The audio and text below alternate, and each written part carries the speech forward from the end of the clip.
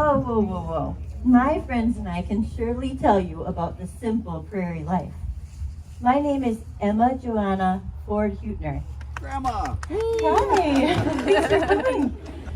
I was born on the Missouri River bottomlands here on December 10th, 1896. My family and I stayed there until I was about 7 years old. And in 1903, we had to return to Oslo, Norway, because it had gotten so bad here. Oh. But we only stayed there for about 7 years before returning to the river bottomland here. I worked on the farm and I cleaned houses, and it wasn't an easy life, but we were happiest here. My future husband, Oscar Huettner, he never expected to end up here. He was born in Germany on November 10th, 1884, and his mother passed away early, so things weren't very good at home, and he decided he was going to set off on his own at the ripe old age of 13. And he traveled to Italy, and then back to Germany, and then he traveled to Russia, and finally he ran out of food and money. So he got a job on a fishing schooner, and then later a 5-masted sailing vessel, and traveled the world, taking native laborers from one British colony to another. These stories that man had, the adventures that young boy had. Eventually, he found a letter from his brother Fred asking him to come to America. So he made his way to Bismarck, North Dakota with Fred, and they had the brilliant idea there of building a houseboat and then sailing south on the Missouri River in November 1911. So the weather turned frigidly cold, the ice froze, and the men were trapped in the ice near present-day Mobridge. But Mobridge at that time was booming. And so the men decided, well, we'll just purchase a whole bunch of lumber on credit from Joe Webster and build the Huettner building at 122 2nd Street East. It's actually like now right behind Riverside Home Furnishings. It's where it used to stand. It's no longer there. Oscar used that building as a photography studio. And Fred moved on pretty quickly after that. So I was hired to help Oscar and work there. I was very shy and often didn't know what to say or do. Like this one time, I overheard Oscar and the fellas joking about chicken crossing the street. So a lady walked into the shop a couple of moments later, and I politely said, "How do you do today, Miss Chicken?" Oh, how the men laughed at me. And I was pretty afraid of Oscar to start with. He seemed just so foreign to me at first. But soon I learned how to deal with customers, and I was much more patient than him, so it worked out. And right after the Christmas rush was done, we had a little extra money, Oscar and I decided to get married. We were so in love, even though I had just turned 18.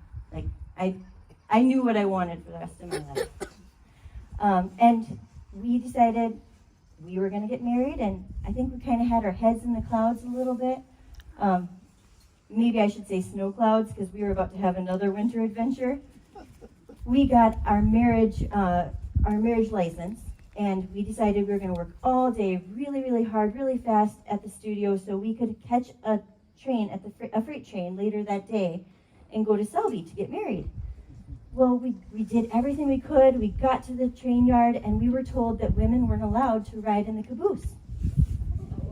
And I said, "But I'm getting married today, and I'm not waiting until tomorrow." So I hitched up my skirts and my coat, and Oscar and I climbed up onto an oil tank car, and we hung on the whole way to Selby on the outside. It was a 2-hour ride, and 20 degrees below zero on January 26, 1914. I had just rubbers over my shoes, so I kept having to stamp my feet to keep them from freezing. And in hindsight, it was probably foolish, because my legs and my feet gave me a lot of trouble later in life. But we got to Selby, and we registered at the hotel, and we made our way down to the courthouse. And court was actually in session that day. So it seemed like everybody in Mobridge was already there, and they teased us unmercifully. But we were married. And then the next day, we were so excited to get back to Mobridge, only to find that that cold weather had frozen everything in our studio home. And to make matters even worse, Oscar's pet wolf had broken off of his chain and was terrorizing the town. It was not an easy way to start a marriage. But our love saw us through, and we ended up having 4 children together. We were thrilled when little Charles was born and captured our hearts. We called him Snooky. And then Helen was born soon after, and then World War I tore our lives apart. I was pregnant with our 3rd baby when Oscar surprised me by volunteering for the Army. And I was proud of him, but what was I supposed to do with 2 young children and 1 on the way? And then the flu epidemic hit, and I was so worried for my babies. I sent little Charles down to live with Cornelius Anderson on his farm on the river bottom land. I thought he would be safer there, further away from town. But soon, Snooky came home a very sick boy, and he passed away in 1918. Oscar Jr. arrived soon after that, and then Mildred a little bit later, and that eased our pain a little bit. But so many of those children were lost in those early days. In 1920s, basically the whole decade, I was in and out of hospitals, and I had at least 4 operations that I can remember. And then one Christmas, I collapsed. And Oscar, he had heard about Rochester and the Mayo brothers, so he bundled me up on a train, all 80 pounds of me by that point, and sent me to Rochester for treatment of kidney disease.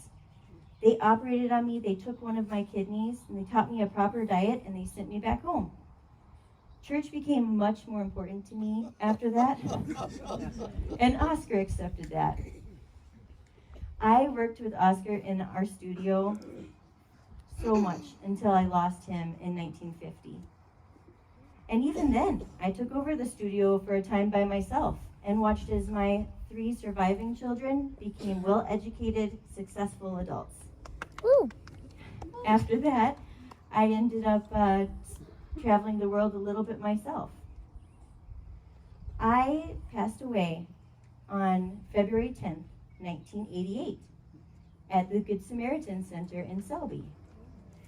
I remember my life as being adventuresome, full of hard work and tough times, especially when Oscar would purchase a new camera lens and we barely had money for food.